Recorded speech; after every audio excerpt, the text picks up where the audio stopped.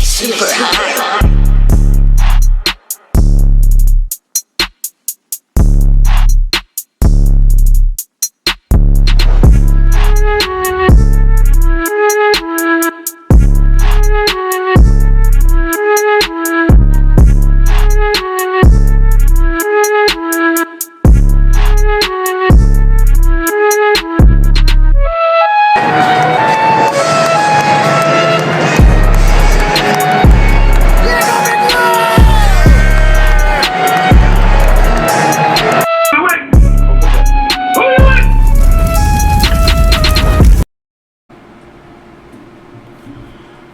What's going on YouTube? What's going on Facebook, Instagram, Twitter, all platforms? Another Big Pat Sports Talk episode today. Going to be talking about our New York Giants coming up with a heartbreaking loss 20-17 to the Kansas City Chiefs on Monday Night Football. We are currently 2-6. Playoff chances are all but gone. And we're still in turmoil as a franchise. And we're still in turmoil as a fans. As a good friend, like Joe said, fans are going against each other, trying to say what's bad for the team. Fans are looking for a pound of flesh to blame for all our troubles and everything. They blame coaching. Some blame players. Some blame this. Some blame that. Some blame Mara. Some blame the turf, some blame injuries, some blame execution, some blame this, some blame that. What I'm here to tell all fans, you're right. It's everything. It's everything. And when everything is an issue, you tend to have seasons like this continuously. Starts with Mara, not knowing what the hell to do really as an owner, which is just shut the hell up, hire people to do a job and pay them. And sit back and watch and evaluate your people that you put in position to make decisions. When those people don't make good decisions, you bring in people that can make good decisions. And you continue on until you find someone that makes good decisions. But as a franchise, your general managers and head coaches know that they are brought here and they are going to be allowed to do their job completely. And it's going to be up to them to decide their fate with your franchise. If they come in, if they can't draft right or coach right or bring in the right people to get things done, they know they should be fired. But when you're sticking your nose into everything and making decisions for yourself and making decisions for the people that's supposed to be making decisions for the franchise, you get turmoil.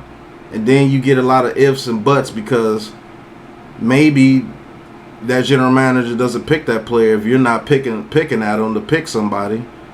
Maybe your general manager lets Eli Manning go 2 years before it was the year that he's supposed to be let go, but having to keep him 2 to 3 years later after he was supposed to be let go. You know? Maybe you hire a general manager that doesn't bring in a Pat Sherman or somebody if you're not sticking your nose in to what you want. And also, maybe you need to stop hiring these people that could be yes man to you and bring in somebody that say, hey, look, you hired me to do a job. I'm going to do my job, but let me do my damn job. Shut your mouth, write the check, and let's make this work. That's step one. John Mara. Dave Gettleman. Everybody wants Dave Gettleman fired. And I can't really blame fans that want him fired.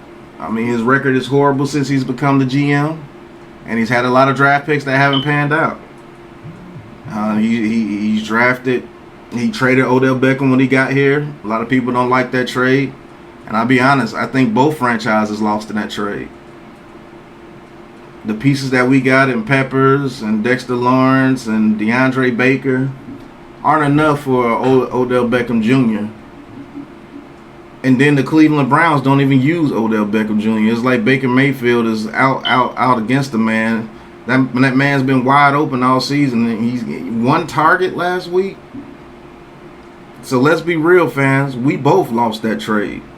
Odell Beckham is not what expected for Cleveland. And we didn't get back in return what we expected for OBJ. Peppers, Dexter Lawrence, and DeAndre Baker, I'm sorry, is not enough for OBJ. And Cleveland Browns only getting this man 1 target or 4 to 3 targets a game is not enough for the Cleveland Browns. We both lost. Plain and simple. And then let's get to the draft picks of Dave Gettleman. He's drafted Daniel Jones. Still out on him. Andrew Thomas, promising, still jury still out on him. Dexter Lawrence, jury still out on him. Jabril Peppers in the trade really hasn't made an impact. DeAndre Baker did what he did. Turned out that it was false, but he still did what he did. He's no longer here. Zimenez and Carter haven't panned out. You drafted McIntosh, didn't pan out. B.J. Hill, you traded him. He's gone on to do good things in Cincinnati. I mean, you've made some questionable draft picks, bro, and it's showing. It's showing. You said you came here to fix the offensive line. The offensive line is still the worst in the league. I mean, there's a lot of things that are going on that were supposed to be fixed a long time ago. The defensive edge, the edge rushers, the defensive line is still not good. You brought in Leonard Williams. It's turned out to be pretty good draft pick that you traded, 3rd round draft pick that you traded to get him. Turned out to be pretty good. You brought in Zizo Jalari, damn good pick. Brought in Kadarius Toney, good pick when we use him. But other than that, the defensive line has been average at best. You got Dexter Lawrence, he's still here. You got rid of Dalvin Tomlinson. Should have never got rid of him. I'll give you credit. You brought in Bradbury and Blake Martinez. Bradbury's picking it back up, and Blake Martinez has a torn ACL, but when he was in, he was a player for us. You brought in Logan Ryan, who's a leader on this team. That's pretty good. But the signing of Adoree Jackson, the jury's still out on that. This defense has picked it up. Let's be honest, folks, fans. This defense has picked it up. But overall, as a whole, you brought in Kenny Galladay, who was often injured before he got here, and guess what? He's injured here now. Sterling Shepard, we continue to be loyal to him. He's injured every year. And granted, you had an offensive lineup that was going to be probably Thomas, Lemieux, Gates, Hernandez, and Pert. But what did we have after that? We had no depth. You didn't draft any depth, and then we had to panic at the beginning of the season to bring in people like Bredesen and Billy Price. That hasn't panned out. So there's a lot of things that Dave Gettleman has done on the good side and a lot of things he's done on the bad side. And I will say this, if you want to fire Dave Gettleman, you have reasons to fire him and you have reasons to keep him. And that's the issue. We're a franchise that do some good things, but we do a lot of bad things, and those good things give you hope. And that's what kills you when you have false hope. When you have false hope, it kills your franchise. And I believe that's what Dave Gettleman has given us, a little bit of a false hope to be like, damn, man, if this just happens, we'll be a good team. But I don't know. What he has done, it has been a fireable offense. So the people that want to hang Dave Gettleman, can't really blame you. Can't really blame you for that.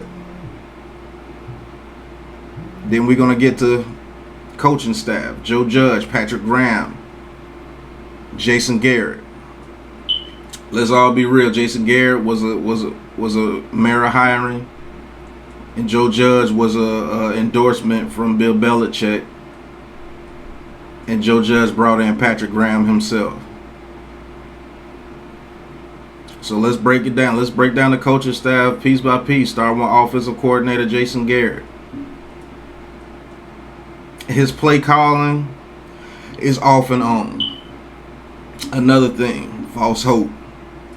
He does some good things and then he does some things that you just don't understand. Comes up with a good game plan next week. 1 week, the next week, comes up with a couple of good plays, the next drive, So I understand the vitriol that you give Jason Garrett. It's too off and on. It's too off and on. We do good one play, next play you call stupid. We do one good, 1 or 2 drives, next drive stupid. So I understand that. But on the other side, you do have to understand that the limitations that Daniel Jones have is the same limitation that Jason Garrett is going to have. They go hand in hand. They go hand in hand.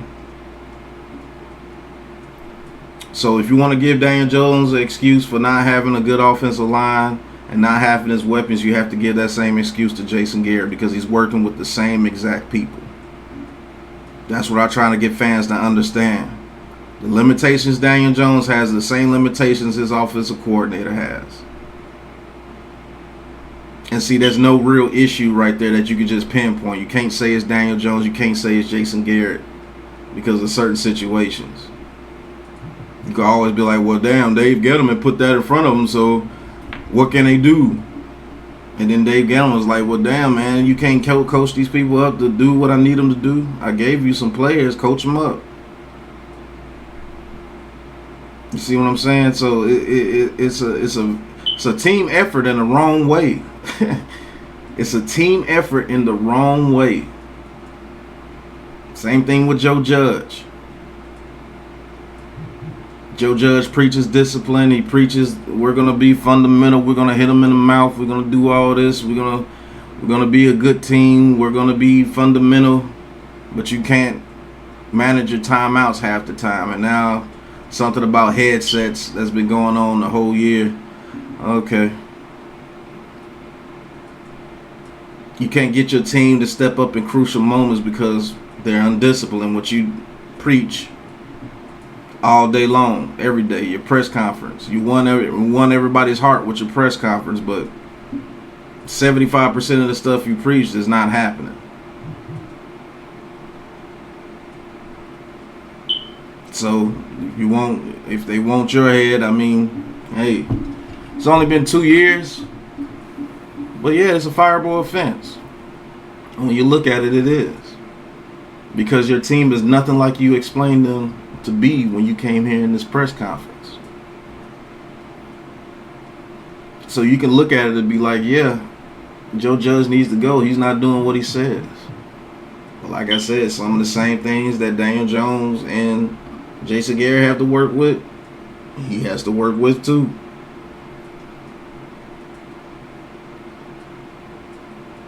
See, it's a major trickle-down effect. But then on the other hand, with Joe Judge, when he said he played those players in that Rams game and that defense stepped up and played hard these last 2 games, you got to give him credit for that. Who you going to give credit for that? He put it in the media, said that he wanted to see who was going to ride with him and who was going to quit. And it looks like he's put a product on the field defensively that's not going to quit. This defense really held the Chiefs to 13 points because 1 touchdown was a gift after a Daniel Jones interception. After that, this defense held that Kansas City Chiefs team for 3.5 quarters. 13 points.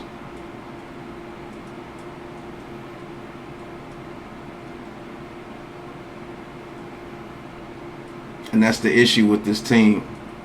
This team is never together. There's always something. There's always, when one thing happens good, something else goes bad.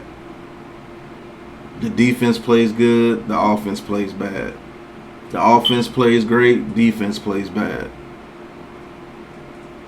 Jason Garrett calls an excellent game plan.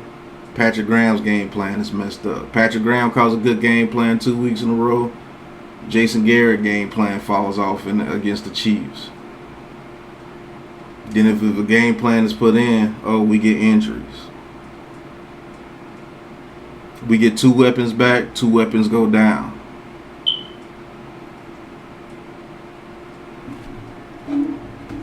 This team is the ultimate example of a seesaw.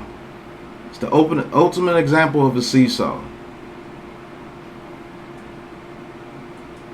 What goes up must come down. What goes good, something has to go bad. We can never put everything together at once.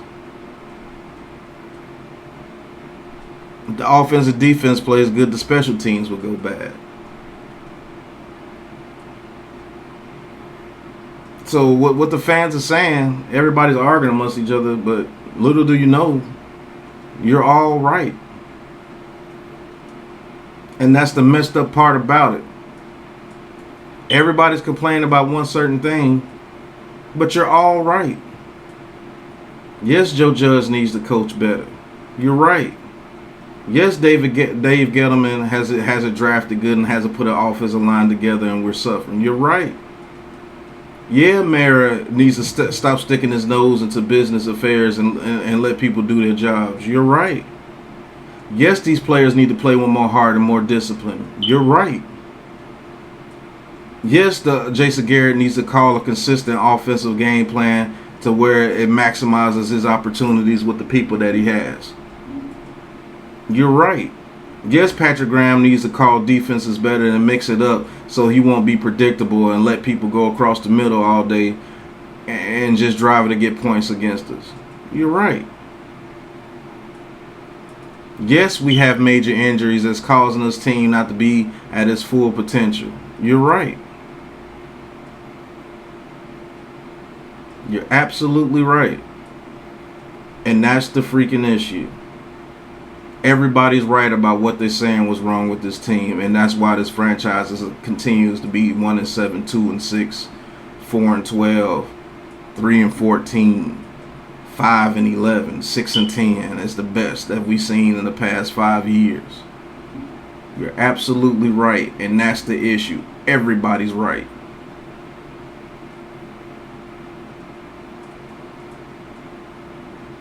And once this organization figures that out, once we get an owner that figures that shit out, that's when you'll see a change.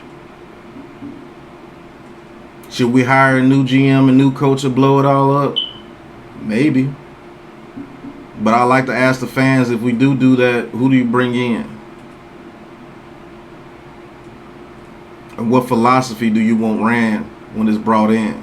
Because I don't care who you bring into this franchise.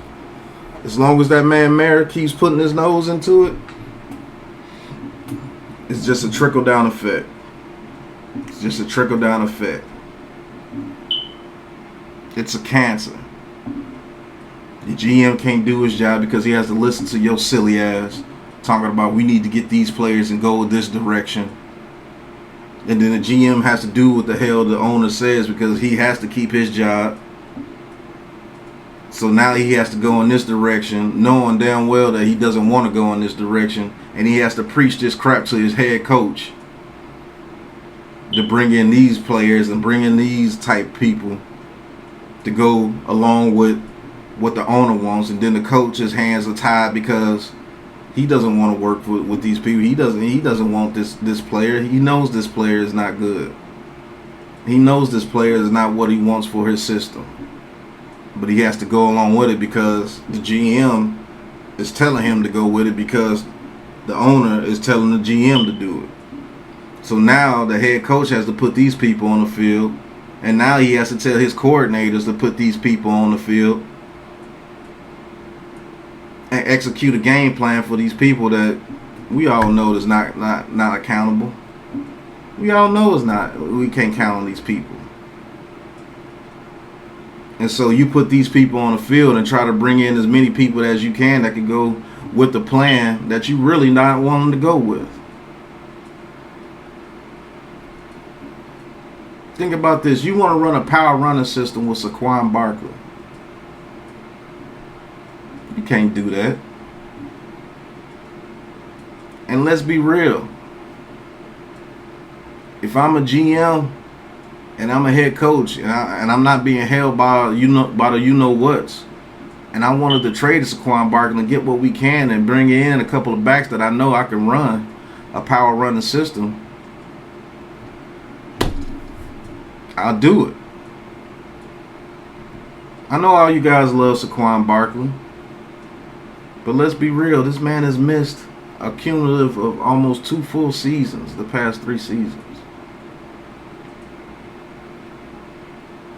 Your best ability is the availability. And we hold on to these players too long and lose out on good trade value. With Saquon Barkley, you can't even trade him, period, because he's hurt all the freaking time. He can't even stay healthy enough for you to trade him.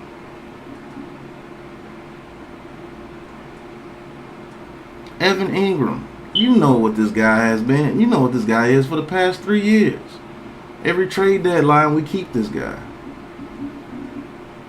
The time to strike was now with Evan Ingram. I don't care if you got a 4th or 5th round pick. Just let him go.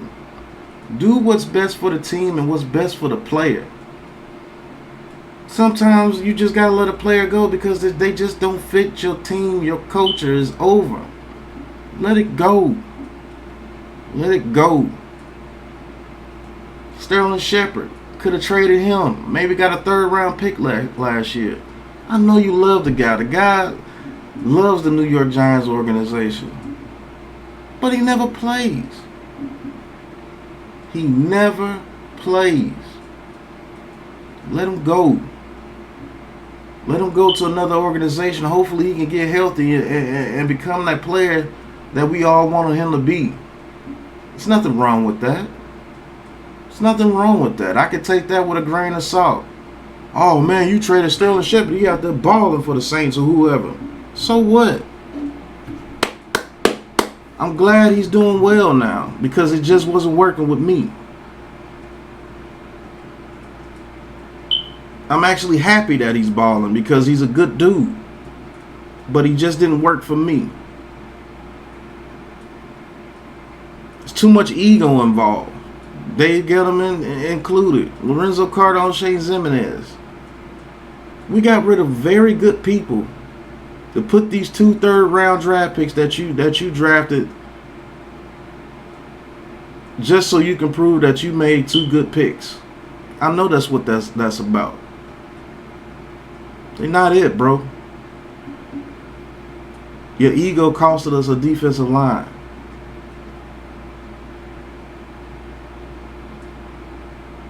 It did. Ego. It's a little bit of ego with Joe Judge. You want to keep this guy Evan Ingram around for what? Oh, he's a hard worker. He comes. I don't give a damn, man. It's not showing on the field. I know he got a touchdown last night. Great. I love to see it. Happy for him. But you got to get rid of guys like that. Those are the guys that hurt your team the most. The guys that are super talented but don't live up to expectations because they're either hurt or they're not putting full effort into their craft. They're just going off pure talent. And after a year or 2, when film gets put on you, people come up with schemes to block that talent. You cannot run a power run scheme with Saquon Barkley. He has to be used like an Alvin Kamara. And if you're not willing to do that, let him go. Let him go. Ain't no shame in your game knowing that, hey, look, that was a mistake. Good businessmen know that. Good businessmen know that you can take a loss at any time. You're going to take a lot of losses. You're going to take a lot of losses before you get those dubs.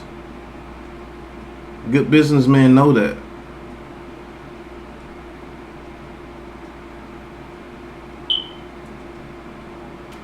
Real talk.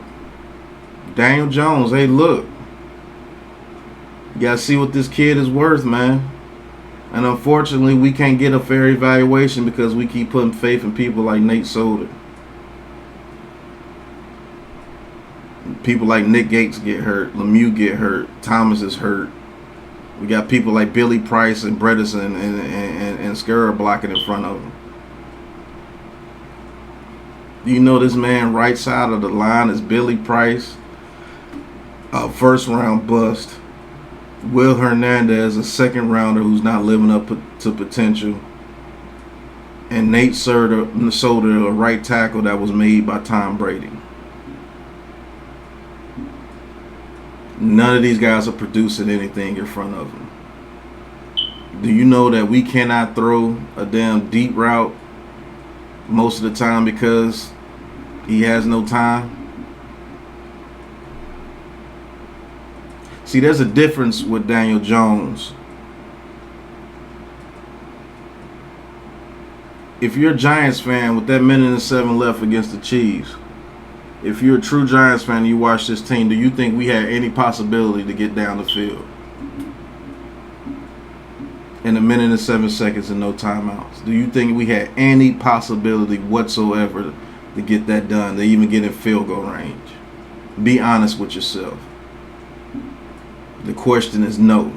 The answer is no, The answer is no. Because you know one damn thing. When you got a minute and 7 left and no timeouts, you got to get some deep passes to the sidelines. And that ain't going to happen with this offensive line. If you know that, you better damn well know the defense knows that. And we and our offensive coaches and Joe Judge knows that as well. You knew that Daniel Jones was going to get sacked 2 or 3 times in a row. You knew it. And that's the major issue.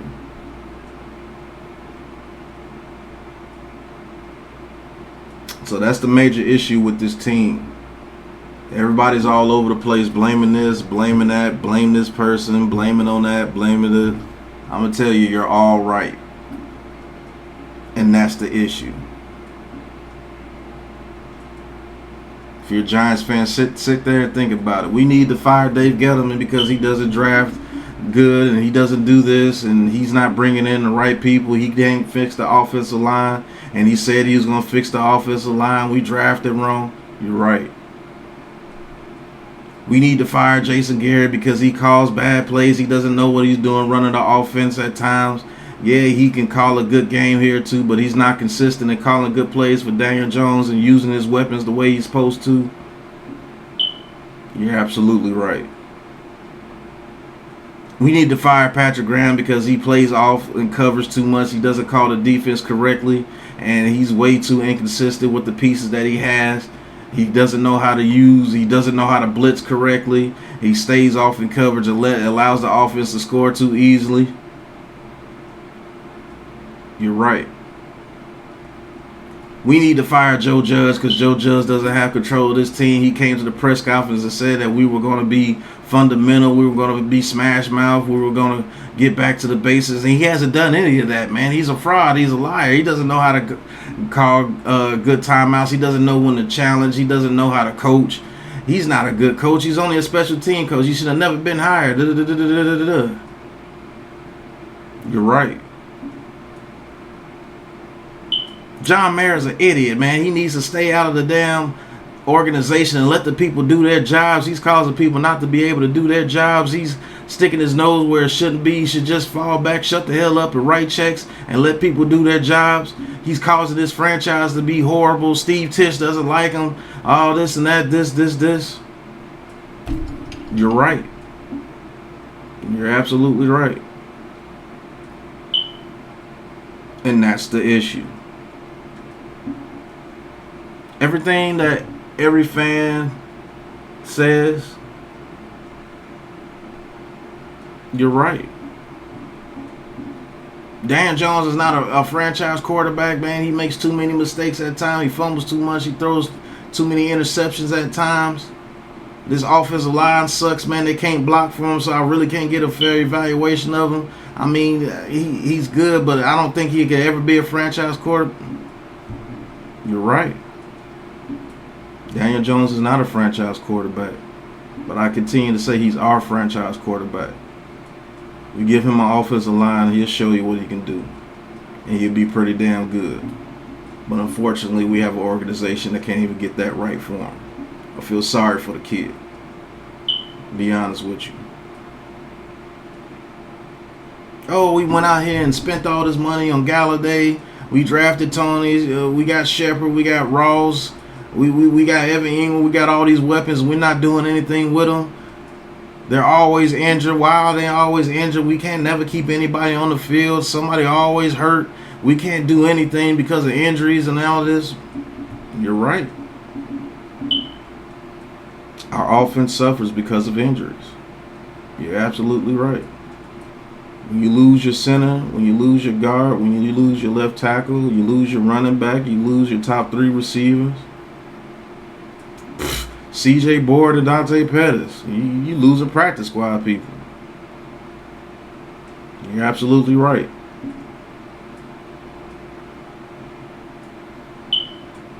So what we need to do as fans is recognize that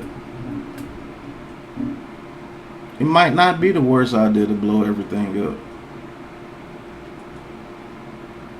Because it's like holding on to a girlfriend that never treats you right.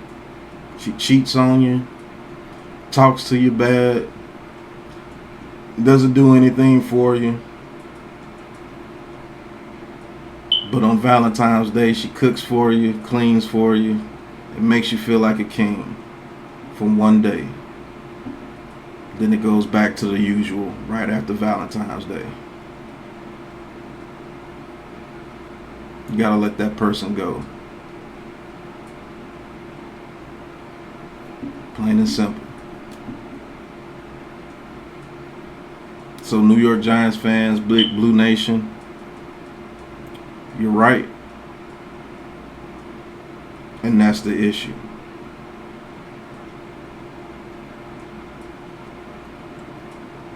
So this has been another video on Big Pat Sports Talk, Big Blue Nation. All I gotta say is you're right. And that's the freaking issue. If you like this video, hit that like button, hit that subscribe button, hit that bell for more notifications so you can get more videos like these. This has been Big Pat Sports Talk. You know I'm gonna talk my talk no matter what you thought. True Big Blue till I'm through, no matter what we're going through. I'm gonna stay true. And to the next video. Peace. Super high.